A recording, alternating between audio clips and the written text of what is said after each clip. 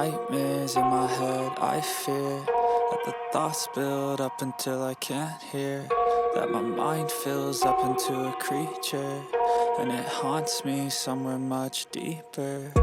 Anxiety, filling up every space, no privacy, and silently, it could build and build until you.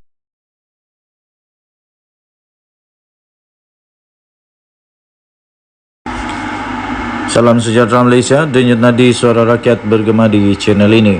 Teka-teki tentang jawatan Zahid Hamidi sebagai Presiden UMNO dan Timbalan Perdana Menteri akhirnya didedahkan sendiri oleh Zahid Hamidi dalam satu kenyataan baru-baru ini yang diterbitkan di bharian.com.my 4 Disember 2023. Katanya, saya sendiri pun tak tahu saya akan letak jawatan, kata Zahid Hamidi.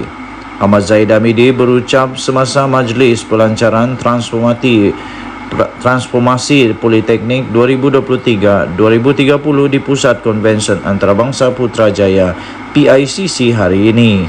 Berita penuh. Putrajaya, Timbalan Perdana Menteri Datuk Seri Dr. Ahmad Zahid Hamidi menafikan akan meletak jawatan dalam politik kerana masalah kesihatan. Katanya, saya sendiri pun tak tahu yang saya akan melakukan perkara itu, letakkan jawatan, kata Ahmad Zahid Hamidi selepas beliau merasmikan Majlis Peluncuran Transformasi Politeknik 2023-2030 pada hari ini. Ahmad Zahid Hamidi mengakui beliau ada menjalani prosedur pembedahan prostat. Katanya, ya, semua orang lelaki ada prostat, tapi janganlah buat spekulasi yang macam-macam ini, katanya, yang turut memaklumkan beliau kini sihat.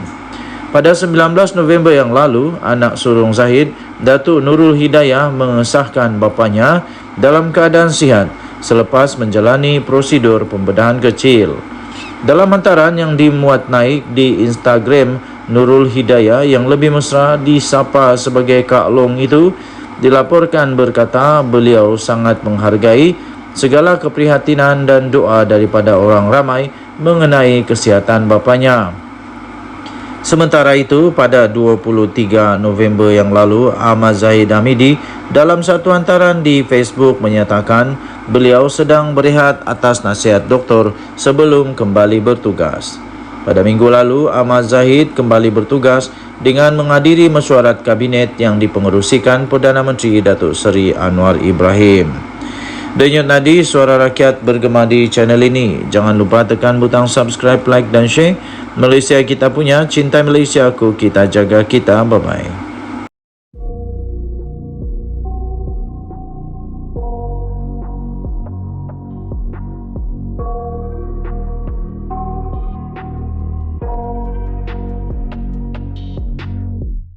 I got nightmares in my head, I fear that the thoughts build up until I can't hear, that my mind fills up into a creature, and it haunts me somewhere much deeper. Anxiety, filling up every space, no privacy, and silently, it could build and build until you. Salam sejahtera Malaysia, denyut nadi suara rakyat bergema di channel ini. Berita terkini yang menggemparkan seluruh Malaysia. Sejurus saja Isam Jalil mengeluarkan banyak kenyataan yang seolah-olah memperlekehkan UMNO bersama dengan DAP. Akhirnya Zahid Hamidi tampil memberikan komen yang pedas. Dipetik daripada bhonline.com.my. Isam Jalil kalau berani hadir mesyuarat MKT malam ini, kata Zahid Hamidi 6 Disember 2023. Ahli MKT UMNO Isam Jalil diharap mempunyai keberanian untuk menghadiri mesyuarat parti itu malam ini, kata Datuk Seri Dr. Ahmad Zahid Hamidi. Berita penuh. Putrajaya, Ahli Majlis Kerja Tertinggi MKT UMNO Isam Jalil diharap untuk mempunyai keberanian untuk menghadiri mesyuarat parti itu pada malam ini. Demikian kata Datuk Seri Dr. Ahmad Zahid Hamidi. Presiden UMNO itu berharap Isam Jalil dapat hadir mesyuarat MKT di bangunan UMNO malam ini selepas sudah 3 kali tidak menghadirinya. Kata Zahid Hamidi, kalau Isham Jalil ada pendapat yang lain, beliau boleh suarakan pada mesyuarat MKT. Setakat ini, beliau sudah 3 kali tidak datang mesyuarat MKT katanya. Tambahnya lagi, mudah-mudahan beliau mempunyai keberanian untuk datang malam ini untuk menyuarakan pendapat yang beliau sanggah sendiri. Apabila kita mahu jalin kerjasama dengan PH Pakatan Harapan bagi pembentukan kerajaan perpaduan katanya. Beliau berkata demikian ketika mengulas kenyataan Isham Jalil yang sebelum ini menyifatkan kekalahan calon Barisan Nasional BN dalam pilihan raya kecil PRK Kemaman adalah berpunca daripada pimpinan UMNO yang terlalu mempertahankan DAP. Dalam perkembangan yang berasingan, Ahmad Zahid Hamidi menyifatkan pemimpin PAS sebagai gila talak apabila menyuarakan hasrat untuk kembali bekerjasama dengan UMNO menerusi platform Perikatan Nasional PN. Justru beliau menggesa PAS untuk berhenti bermimpi di siang hari. Selain menasihati parti Islam itu berdoa supaya berhenti menipu UMNO sekali lagi. Setakat ini katanya tiada kabar angin sampai kepada UMNO. Mungkin ada pihak telah kegilaan talak sebab mereka pernah ada dalam kerajaan dahulu. Alangkah sakitnya apabila ada jumlah kerusi yang banyak tetapi berada di pihak pembangkang.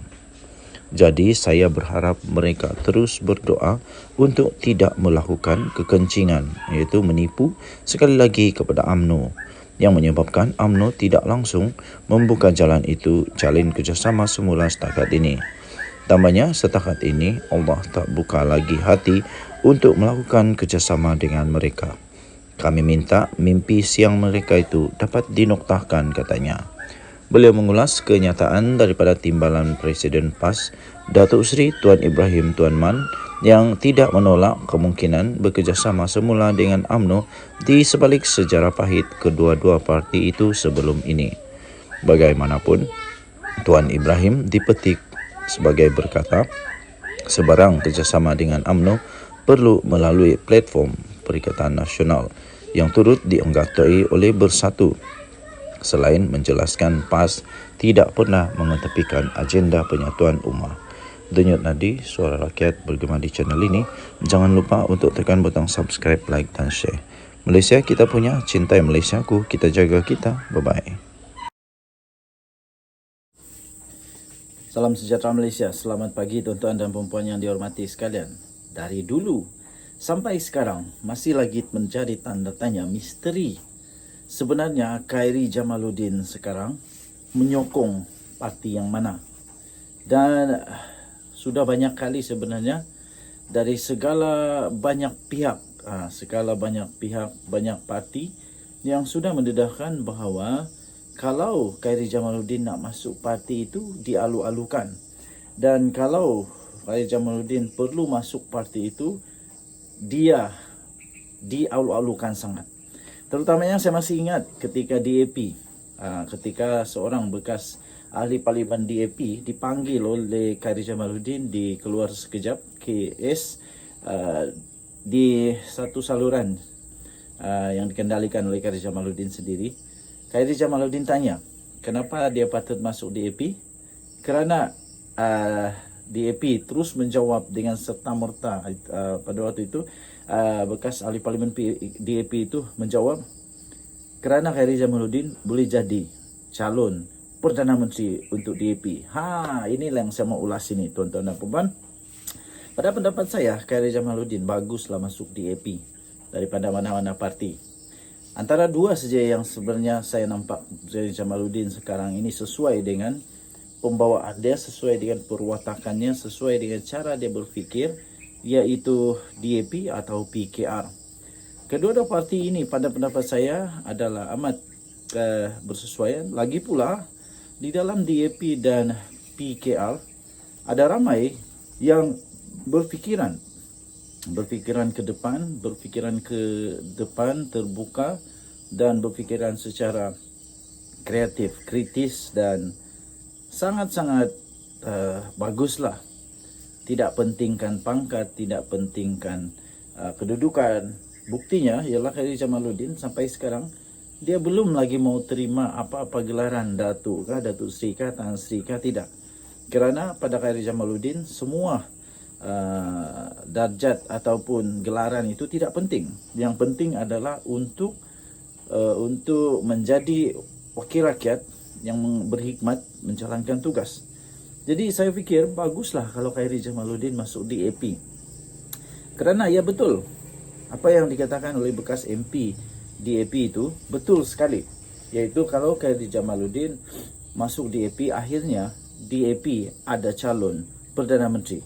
Kerana calon Perdana Menteri ataupun orang yang boleh jadi Perdana Menteri mengikut Perlembagaan Negara Malaysia, selalunya, bukan selalunya, tapi dia mestilah beragama Islam.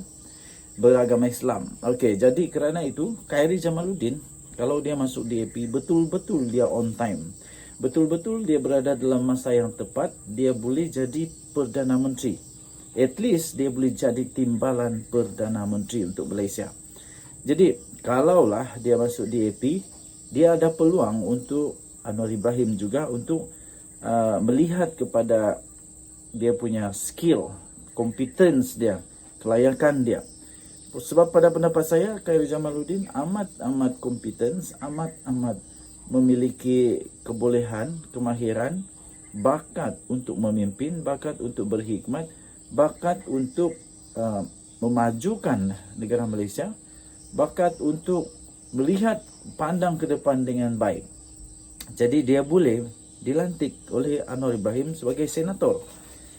Dan sekarang ini belum ada lagi mana-mana parti yang Khairi Jamaluddin betul-betul mau menyatakan dia mau masuk. Tapi harap-harap, saya terus terang sajalah, harap-harap Khairi Jamaluddin tidak masuk ke mana-mana parti di Perikatan Nasional. Kenapa? Cara Khairi Jamaluddin berfikir dengan cara Perikatan Nasional punya orang, kebanyakannya terutama pemimpinnya, tidak sama.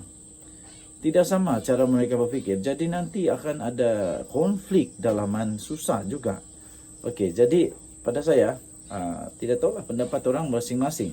Tapi pendapat saya, baguslah Khairi Jamaluddin masuk DAP atau masuk PKR. Bagaimana pendapat anda? Kalau dia masuk itu mana-mana parti itu bagus, bagus, dan kemungkinan besar dia boleh untuk dibangkitkan semula. The giant within, the beast inside you akan boleh bangkit semula. Apapun, kita nantikan apa keputusan yang Khairi Jamaluddin akan buat. Kita jumpa lagi, bye-bye.